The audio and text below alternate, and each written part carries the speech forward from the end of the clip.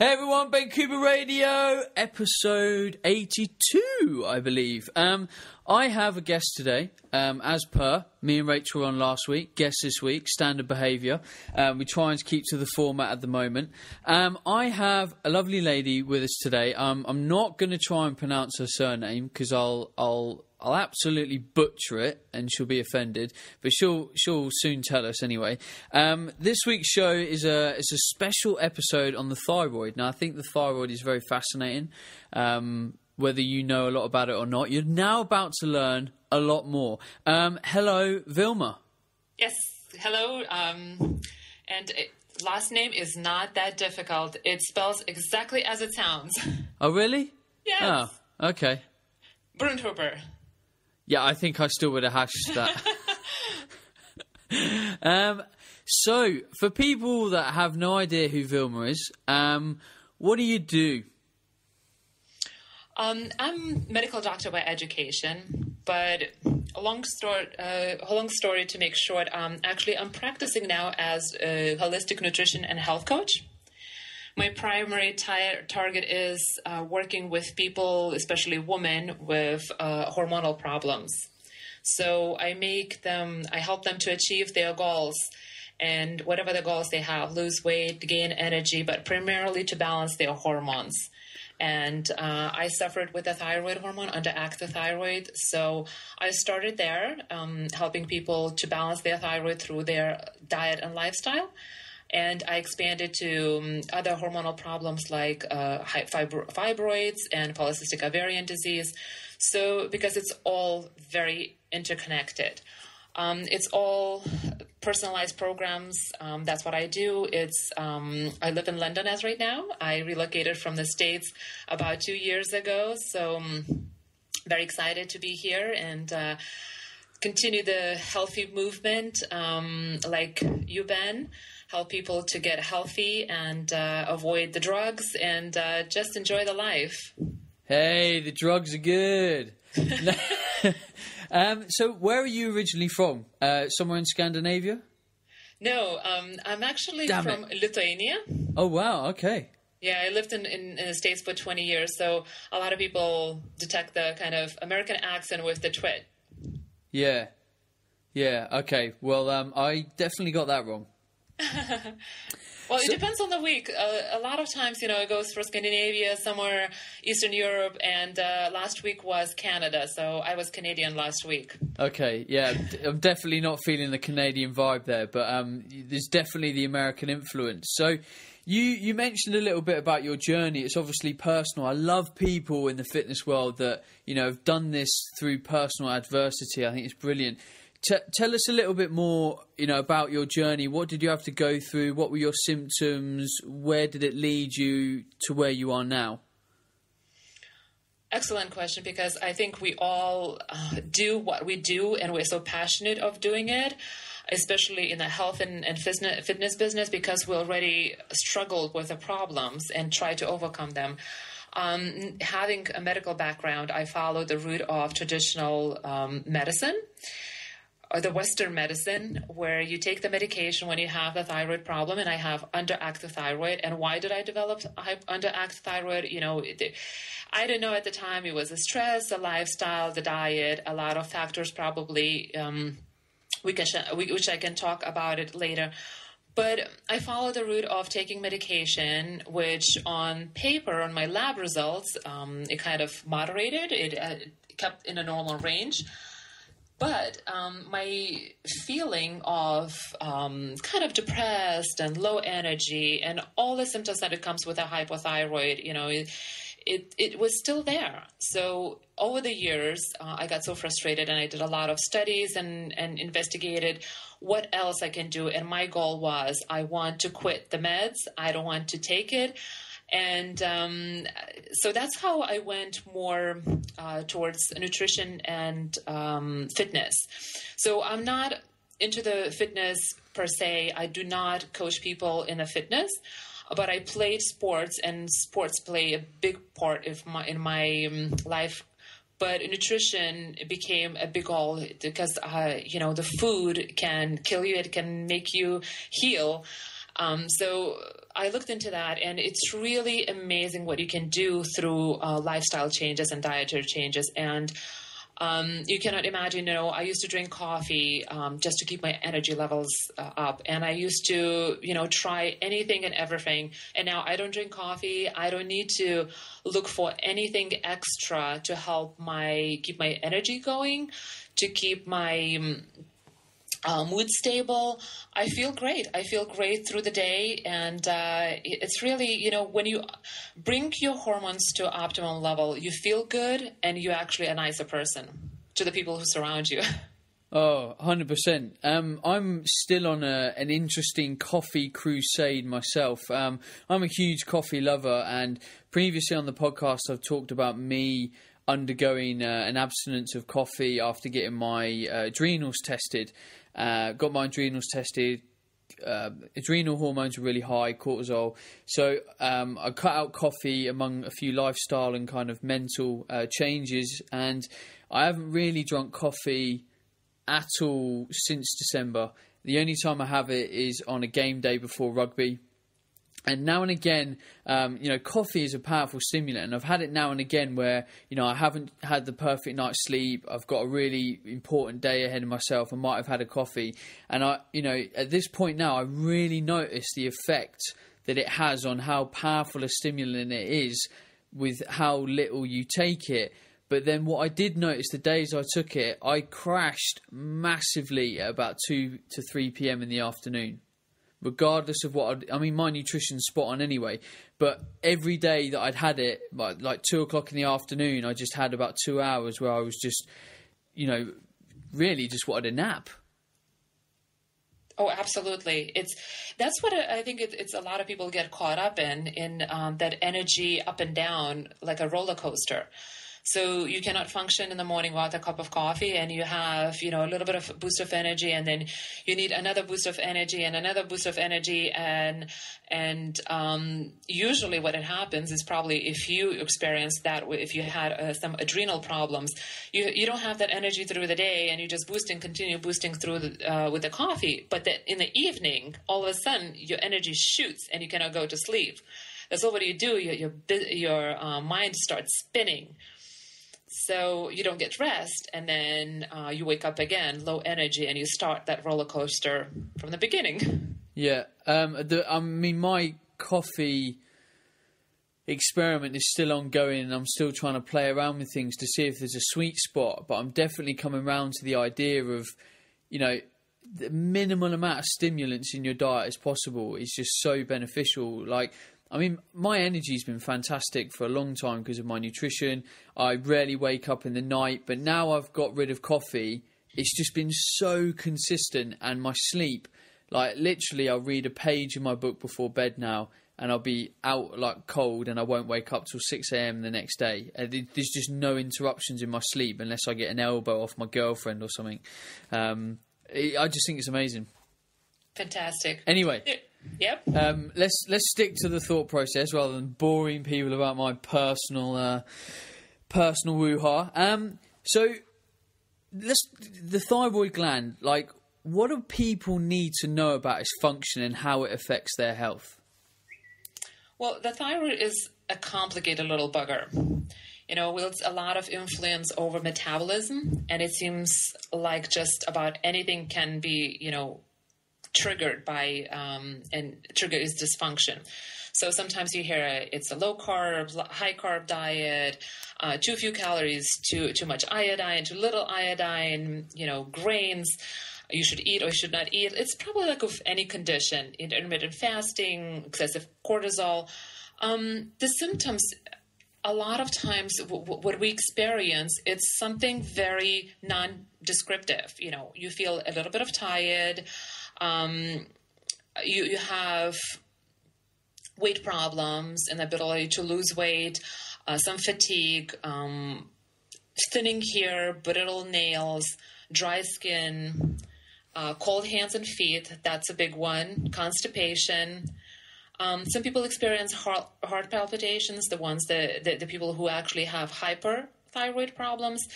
And one of the more distinctive, like cold hands and feet, the other symptom would be the outer layer, 1/3 of outer layer eyebrows gets missing. So that's probably something can be diminished and or can grow back once you get the thyroid under control.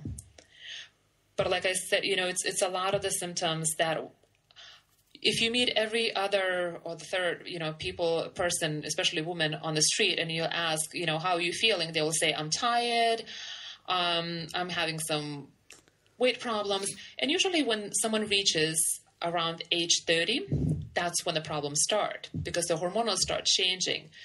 And most of the time we think that we pass the puberty, we're good to go till we reach menopause, which is in the age 50. But truly our hormones start changing for men and for women, and it's more probably pronounced for women starting 30.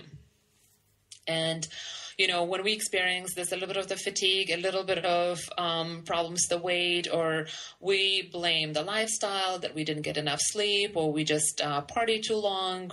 So something we go, in the lifestyle, and not always we seek help of the health practitioner, or even if we go to the GP, they say, oh, you just go get some more sleep or stop working too hard. At the best, they do the thyroid panel, which is usually TSH test. And I don't know how much you're familiar with the thyroid function, but I briefly would go over this. It's the thyroid is the powerhouse of the body. So thyroid hormones regulate other hormones, including insulin, cortisol, estrogen, progesterone, and of course, testosterone. So your whole endocrine system is like the corporation. You got a CEO, you got the manager, and you got workers. So if workers are lazy, let's say surfing the internet or staying on the Facebook, so TSH is working backwards related to how good the thyroid gland is doing. So if the thyroid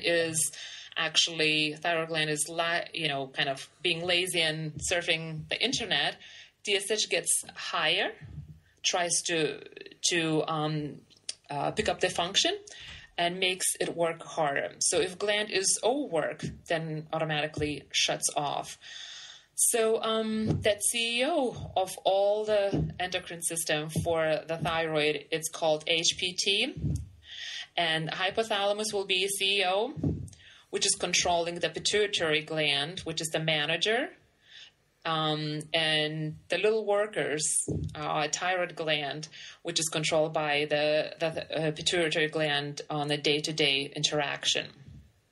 So to make things even more complicated, if you have insufficient amount of dopamine, so hypothalamus doesn't work properly and doesn't generate enough signals to your pituitary gland to release a thyroid-stimulating hormone. So, it's leaving the scientific descriptions, out of the picture. It gets very complicated, but at the same time, it's very simple. But modern doctors, they usually have tendency underdiagnose and undertreat thyroid conditions. And like I mentioned, usually when you go, you get checked for your symptoms, for your thyroid function. And what do they usually look? You usually look for blood test. And what happens with the blood test? They look for TSH. And TSH, it does not really reflect the function of the thyroid gland because it's a pituitary hormone. It's a stimulating hormone to the thyroid gland. And the levels on top of that, when thyroid tests were kind of made into the laboratory range, the average is based on who gets those tests done. So how often a healthy person runs to the lab test and gets their thyroid tested? Not that often. So those that have the thyroid problem, and usually most unstable thyroid problems, get unreflected, get the most,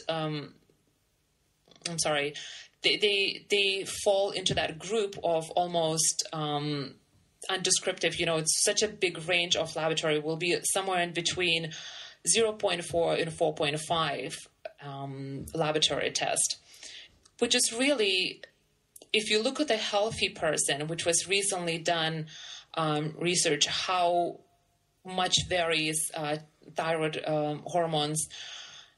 Healthy people experience very little variance in the thyroid function.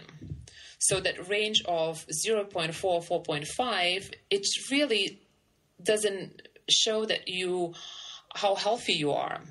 You can fall, somewhere around 3 or 4, and you will be in such a hypothyroid state. So recently this research was done, and was found out that actually the normal TSH range is between 1 and 1.8. So if anything above 2, you're already hypothyroid. Wow. Because, my personal slant on this as a practitioner is, hormones are intensely complicated, and when we go to the doctors, we get a test, and a test gives us a picture of how that single area of the body is functioning at this very given time. So, we're talking about the thyroid, and you've just mentioned the kind of hormonal cascade that thyroid actually has a function thereof in the body. So you've got a signal from the hypothalamus to the pituitary which stimulates THS, and then you've got the conversion of the hormone, then you've got the glands that are actually, or the cells that are actually receptive to these hormones. So really, when we look at thyroid function, there's no one test. We kind of need to look at 5, 6, 7 different parts of that chain to work out where the weakness is in the chain, right? Absolutely. And, some things it's probably as easy as, measuring basal temperature, body basal temperature at home. That's, people can do it. And looking at your genetics, if your mom had it, your sister had it, someone in the family, any females in your family had thyroid problems, you most likely will develop. Stress. There's a big interconnection between, like you said, adrenal function and the thyroid. And any hormonal disbalance in your body, also any chronic infections, any allergies. We can talk a lot about gluten sensitivity. That's one of those symptoms that actually, or causes that actually contributes to thyroid function, as much as one of them I mentioned already about the dopamine, which comes from your brain. So it's really everything with the hormones. It's very interconnected, and if one goes wrong, another hormone level is affected. Oh, totally. And it really, there's a proportion of people on the internet that are fantastic at making out that hormones don't have any impact on body composition, and I'm sure they're not saying that hormones don't have an impact on health, because I'd hope that would be blindingly obvious. But when we look at the health of the human body and a positive step forward, if all these things aren't, working in tandem and working in a positive way, then it's very difficult for the body to, lose weight, be energized, have good performance output in the gym. And I just, these people never say this stuff in person, because we live in an internet world and we're always debating this stuff on the internet. But, as soon as a practitioner comes out with, hormones don't matter, it comes down to this, or a calorie deficit, I feel like slapping them, because there's just so much in the human body that can affect all these different things. And, the amount of clients I've had where you've used the approach that you would use, you have tried to stimulate the response that you want, which is usually a change in body composition, which is why a lot of, trainers or coaches have clients come to them, and, things just haven't worked. You've done all these different things, and you're like, right, well, we need to look under the hood. And I'll be honest, I'm not the guy that can look under your hood. You know, you need someone way more clever, kind of like you. Thank you. It's so true, and you rely on the doctors to do the right test. But at the same time, you know, what frustrates me the most, and yes, hormones affect, you know, your general performance, but also the women who are in their 30s who try to conceive and have a baby, they have difficulty. So most of the time they trigger just the hormones needed for the pregnancy, but they forget to look, you know, about other hormones and why, you know, you're not getting pregnant. Maybe you're deficient in something. Maybe it's some hidden inflammation, or maybe it's some you're too stressed out, your adrenal fatigue, or you have some sensitivities to the food. So overall, the whole picture makes you as who you are. That's why I like the approach of holistic coaching, because you take a person as a whole. It's not, you cannot separate just a diet, just exercise, or, you know, one thing. I think it's all very much interconnected. Sure. Nice. So we could probably talk an awful lot about the causes of why thyroid gland might be dysregulated. But what would you say is the top 3 things in our modern lifestyle that has the most impact on dysregulating thyroid function? I would say probably diet, toxicity, and you know, in the sense, probably just adrenal glands. So it's again a connection with other hormones. Okay, so let's expand slightly. Diet was the first one. Is there anything specific in the diet apart from us just saying a bad diet? What we have tendency to, you know, overdo is coffee. We grab everything and anything that it's easy, convenient, and it's kind of gives us some kind of satisfaction or energy. So like you said, you know, we'll go for coffee, we'll go for sweets, we will go something that will give us a quick energy. And we don't eat enough balanced. So it probably applies to like any other condition, just the balanced diet, you know, having enough vegetables, because you need, especially for hormonal health, you need a lot of fiber. Fiber is the one that actually binds excess estrogen or any excess hormones in your gut and actually helps to eliminate it. So if there is imbalance between estrogen, progesterone, thyroid, that it actually builds up. You go in over excess estrogen, and it's just kind of it's almost like a feedback loop. So I think the fiber is probably would be the number one for women, because on average, every woman probably consumes around 5 to 10 grams. 10 grams would be really good. And you really need somewhere around 30, 40 grams of fiber. Nice. No, I'd agree 100%. So coming on to your... Yeah, and again, this is another... I'm always going on the podcast that people don't eat enough vegetables. And you've just reinforced my point. Eat more vegetables, people. So your second point was about toxicity. Give me a bit more specificity on that. Everything is detoxified and excreted using the liver and your gut, and at some point kidney. So your liver has to work twice as hard. You know, your liver works nonstop, detoxifying anything, and you get into your body. But when you get overload of excess, simple things like fluoride now, for example, is in the water. And, you know, actually fluoride was added here in England. It's added in US also as a preventative for tooth decay. But truly the fluoride is a drug. Fluoride was originally was used to suppress thyroid activity. So it's not as innocent as it sounds. Also, we get a lot of toxins through even through food, pesticides. We use a lot of plastics, the air we breathe. We come in contact with pets and traveling. So all that extra load that on top of that liver already has to work hard and detoxify, it overburns, overloads it. Plus, a lot of us, because we don't consume enough, like we mentioned already, vegetables, and we don't consume enough fiber.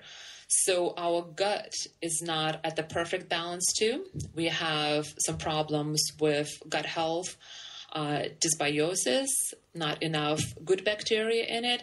And probably you and a lot of listeners already know that about 70% of our immune system is around the gut. So once your gut is not properly functioning, you get the leaky gut and you have a lot of chronic inflammation and a lot of other problems come from that. So unless you have a perfect liver gut health, you cannot get rid of the toxins. So your liver get the overload of those toxins, and then it cannot manage converting the T3 hormone, which is an active hormone produced by a thyroid gland, into the active hormone T4, active form.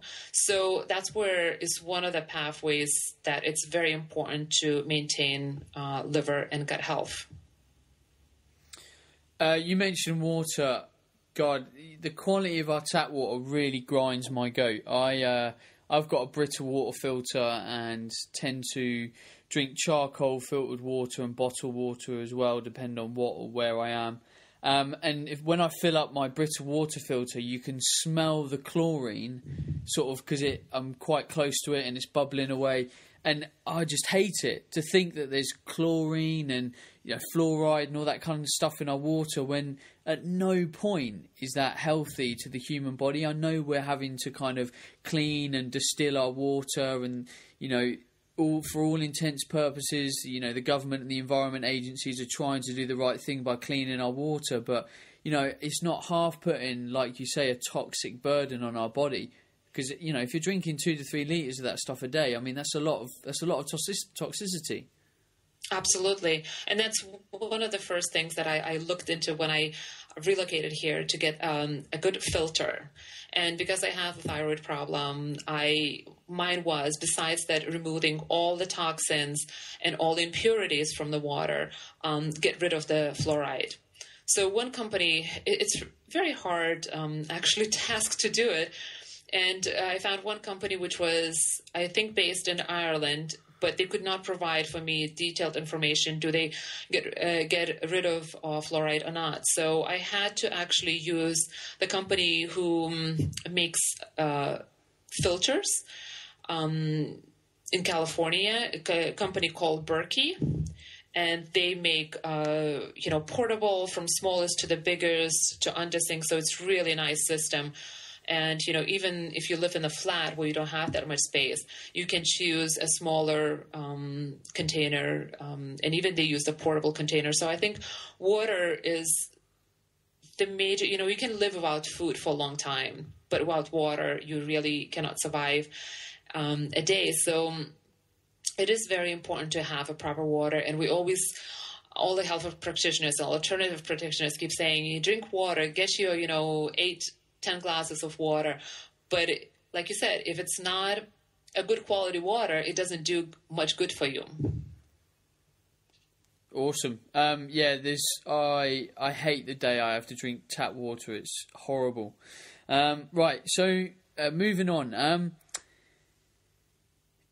What's more common with people that you see at the moment? Is it hyperthyroidism or hypothyroidism? And does it depend on the severity of the damage, whether they're hyperthyroid or hypothyroid at that particular time?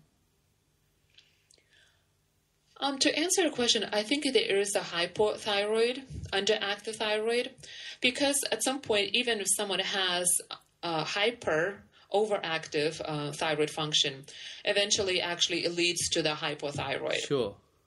So hypothyroid would be, I think, more common problems.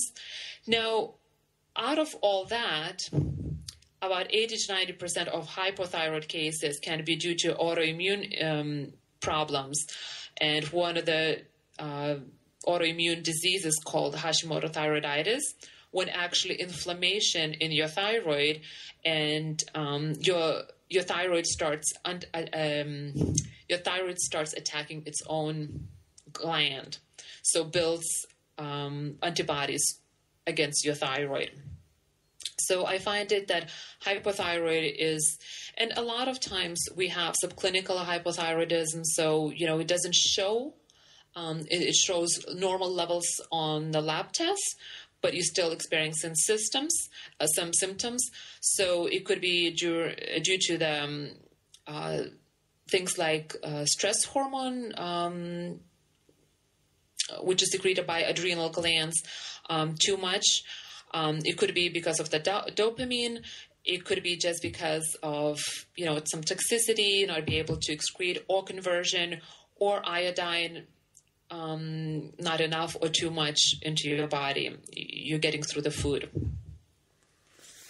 Wow. Yeah, because I mean, if there's when I asked you about the three things that you think are affecting people's thyroid, the third one you mentioned was the adrenal glands. Now, how do the adrenal glands and the thyroid glands play together? Essentially, is there a stress effect that might affect the adrenal glands and thus have an effect on the thyroid gland, or is it vice versa, or does it kind of happen at the same time? What's the cause of events? It's actually it's a feedback loop. There really would not say one or the other. I think adrenals affect thyroid and thyroid gland affects adrenal gland, and it's all about stress. Any way you get it. And there's no, other way to say it. Stress causes a lot of problems, but people who have adrenal exhaustion, even if they don't have thyroid problem, they are most likely to develop it if they don't take control over their adrenals and their stress levels. I'm glad you said that, because that was my thought process that I've been working on for several years, and you confirmed it. So lovely. So it's always nice to have your theories confirmed. Yeah, stress it affects everything. So I think you've been right all along. Good. As long as you balance your hormones, because it's part of the hormonal system, and adrenal glands largely govern the female and thyroid hormones. For sure. People, we kind of, I suppose, bore people to death with this whole stress thing, but I just don't think people really get it and are really, applying things in their life and changing things to really get hold of it. So when I mentioned earlier that I'd had my cortisol tested and it had come back very high, the two things in my lifestyle that I could change were, one, my coffee intake, so my stimulant intake, which was only one a day, and the other thing was that I was very busy in business. Lots of staff, 4 companies, lots of things happening, media, all sorts of stuff. And mentally, it's a game, and there was a certain amount of mental stress on my behalf, and I'm very good at managing my stress and my organisation and my mental perception of it. But I could have been doing even more, or probably worrying even less about it. And that was one thing that I did in December. And I haven't quite retested my adrenals yet, but I just think the things that I did to change my mental perception of what was happening in my life has had such a profound effect on my well-being, even being a very tuned individual anyway. I just think so many people need to get hold of it. The way that you view your life and your day and the people around you and your emotions is just so important. It's just gold. I'm glad you said that, because a lot of people, even now I hear say, oh, we love that adrenaline rush. And it's good. It's good when it's a short term. We designed to balance, and our body designed to experience that adrenaline rush. If someone is that what we call fight and flight symptom, like if there's a danger, we'll run.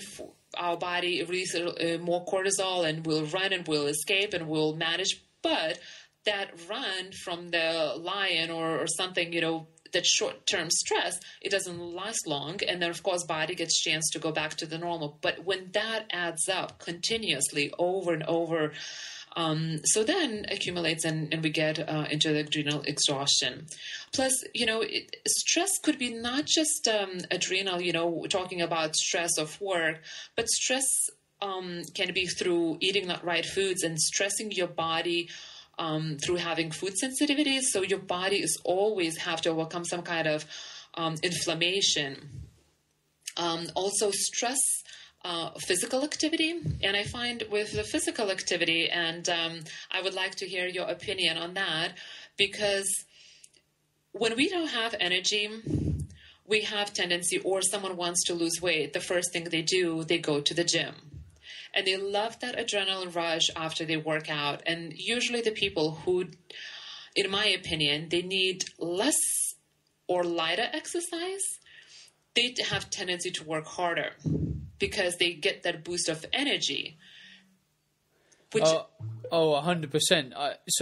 What we're talking about here is there's a huge proportion of people, and personal trainers are very guilty of this, and people that exercise a lot, is that people that exercise to feel normal, so they enjoy how they feel afterwards because they feel slightly euphoric, a bit high, they've got that adrenaline boost from exercise. They're the people that need the most rehab. Exercise should support and increase your well-being, I would say, in therapeutic doses. So, it doesn't have a huge shift in your physiology. It should support it. But if it's starting to have a huge shift in your physiology, it makes you feel normal, you enjoy the buzz, then the underlying problems are probably quite bad and the system is quite fatigued. Most people, sometimes, if you're sedentary, and especially if you start to exercise, most people's bodies are not ready to exercise a lot. They need to really build up to it and increase their work capacity. And not many people that exercise very intensely have maybe ever done that or have managed it properly with their lifestyle. And actually, their exercise regime is just another stress to the system. It's just not really helping. It's becoming a hindrance. Absolutely. That's my big concern, for a lot of people when I start coaching them. And I think it's a big problem for the performance athletes, especially the athletes who really want, endurance athletes, where they really want to achieve big goals they put in front of themselves. And, it becomes, it's very easy to overlook because they get that energy and they, in the short term. And over the time, they burn their adrenals and they do more harm than good. And I think the balancing of, like everything else in life, balancing your hormones, balancing your physical activity and your nutrition, I think it's the key to healthy living and happiness. Definitely. If you can't recover from it, don't do it. I find that in some of the studies actually show that hypothyroidism affects some athletic performances. And it could be cause some muscle weakness, some cramping, sometimes impaired cardiac function because of the not insufficient blood flow. So I think, we overlook these symptoms. And it could be because of the excess inflammation. We work too hard. It could be due to anemia caused by breakdown of red blood cells. So overtraining, I think it's like everything else. Overdoing is not good, but it's so hard. When you become so passionate to achieve something, to actually do it, but not overdo it. And I find that sprint interval training long duration, low intensity is more beneficial, especially for the woman. For men, it's a little bit different. Their hormones function a little bit differently. But I think for women, even if you choose yoga, I find it for myself. I played sports for a long time. I played volleyball for many years. But once I developed my thyroid problem, I realized that if I would go to Bikram, I feel very energized, but at the same time, I feel tired later on. So things like, more maybe different styles of yoga or swimming or weight bearing or, kettlebell, kind of that helps you to maintain the fitness, but at the same time, not to get overexerted and manage the good health. The other thing I think with the sport athletes who have a thyroid problem, I think it's important to take enzyme supplements because they help to assimilate the protein better to ensure muscle building. And I think the healthy gut, that's probably, those sensitivities that I mentioned before to the gluten and other foods are very important because you cannot assimilate your protein well if you don't have enough enzymes or you have some inflammation due to the food sensitivities. Did you have any experiences with people who started working out and they had any weaknesses or they could not build muscle? Well, probably not that I think was hormonally related. I think, a lot of the time when people don't build muscle, they don't actually know how to work hard enough in the gym. They don't actually know how to physically push themselves enough, or they don't know how to physically contract muscle tissue well enough to cause it breakdown and load it repetitively over time. And actually, on top of that, eating enough both calories and protein to actually stimulate a mass building effect. But the only time I've really connected the dots with muscle building and hormonal function is when someone was overstimulating the adrenal glands and potentially linked to the thyroid. So they were taking too many stimulants like coffee, pre-workouts, and their metabolism was just so high that they were constantly sort of chasing their food intake to actually physically build any muscle. Okay. Yeah, I probably would agree with that. You have more experience in that field, and for example, Mohammed Ali, who was actually, everybody knows, the boxer, but he actually had a thyroid problem as well, and to perform better. And I don't know exactly was that related, one or the other caused the problem, but he was given too big of the thyroid hormones. And that's what saying by taking more thyroid hormones, it's not the answer as well, because, sometimes you want to get too low and perform better.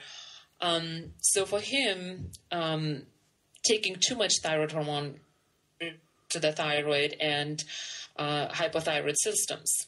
So that could lead to overstimulating the production of dopamine and can predispose one to dopamine deficiency.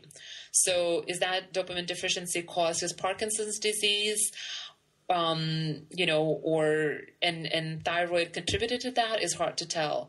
But it just shows how everything is interconnected and how we have to be careful and just balance it the best way possible. And I think choosing the right practitioner, being knowledgeable about that, and that's why I like what you do in a lot of health awareness podcasts that available now to the general public. The general awareness, it makes people seek out help before it's too late, or it becomes harder to balance the hormones, achieve your athletic goals, or just live happy. 100%. And I had no idea about Muhammad Ali and that little fact. So Thanks for that. Interesting. I suppose in an athlete, especially in a famous athlete's diet or lifestyle, it's not often publicised, that kind of information, until, after their career, or they might have died, or, it's actually, they only tend to publicise it if it's like a real roadblock to overcome adversity. That this athlete conquered this, to make them who they are today. So it's nice to hear those kind of little anecdotes. Right, well, Vilma, thank you so much for being on the show. And thank you for sharing your opinion on the thyroid and a few other bits. It's been hugely valuable, and it's really nice to have, some of my thought processes confirmed with how I view hormonal function, the kind of routes I take with clients. So if people want to hear more about you, find your work, where should they go? The easiest way is to go to my website, which is actually now it's in the process of changing, but the people can still contact me and see and read more about me. It's www.vilmaswellness.com. The most up-to-date posts and suggestions are on my Facebook. I'm trying to be very active there because I can express myself better, and that would be Vilma's Wellness. I also have a thyroid group, which is the Facebook group called Thyroid Inspiration UK. And for those who live in London, I have a meetup group, it's more for women, but Women's Health UK, London. Sorry, so what was that London group's name? Women's Health. Oh, it's just called Women's Health? Yeah, Women's Health, I think London. Okay, and that's on Facebook. On that, but that's a meetup group. It's a nice way to get together, share, our journeys, and to see where we are, and just get the support from each other. Because a lot of times we get lost, too much information and misinformation, disinformation on the internet. We can bombard it. And to have a friendly person who actually is going through the same troubles, it's really nice to share and support each other. Yeah, sure. Wow. Okay, cool. So for everyone listening, that is vilmawellness.com. Vilmas. Vilmas. So it's Vilmas. Yes. There it is. Vilma's Wellness. Well, Vilma, thank you very much for being on the show. It's been an absolute pleasure. Well, thanks so much for inviting me. I love to do public appearances in the sense that I could reach the higher audience. And thank you for doing that. I think it's a great thing for education is a great thing.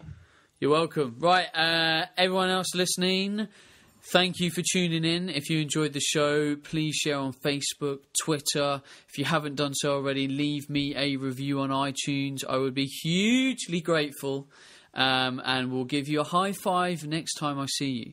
Apart from that, we have the Lane Norton tour coming up very, very, very, very, very soon. It's 12 days and counting as of when I record this. It will be 10 days and counting when this podcast goes up.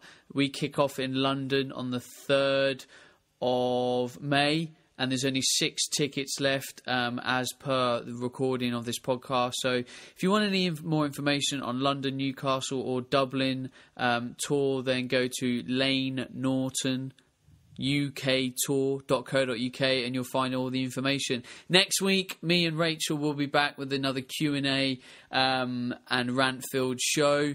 We will see you then. Ciao. Hey everyone, Ben Coomer Radio, episode number 81. I should now sound a little bit more like Rich Senewald today. I have bought myself a fancy new microphone for the podcast